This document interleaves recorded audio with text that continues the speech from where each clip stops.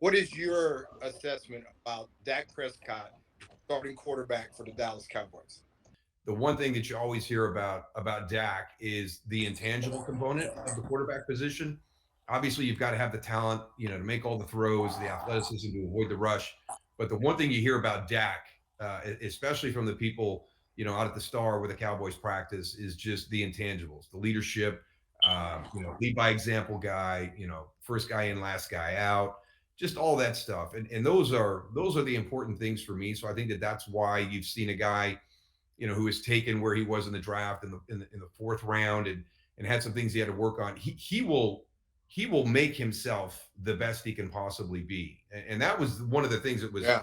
we took a lot of pride in with our teams in the '90s. Is our best players were our hardest workers. I always remember Darren Woodson, coming to the Cowboys, and he walked into the weight room, and he'd kind of grown up watching us play because we had that the big fan base out in Arizona and everything, and he goes, I walked into the weight room and there's, Troy Aikman busting his ass and Emmitt Smith busting his ass and Michael Irvin as hard as he were. I mean, Michael was the hardest worker in our whole team.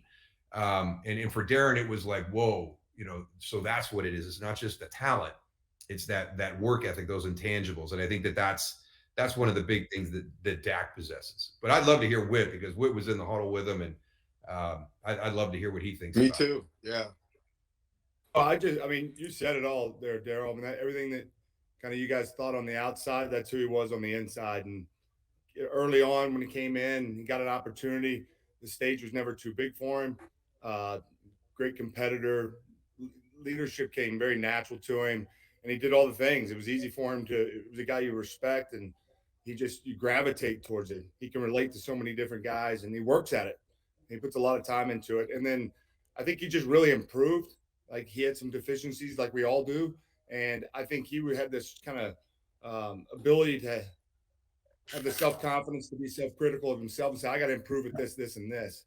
And kind of going Yeah. back to what Dion said, which I agree 100%, he was on a quest and is on a quest to be great more than it was about any of the other stuff. And so when you're the quarterback for the Dallas Cowboys, it's easy to get distracted by that. And that's never been the case for Dak. So great leader, great man. I mean, all the talk, it just doesn't even do it justice. He's a phenomenal guy.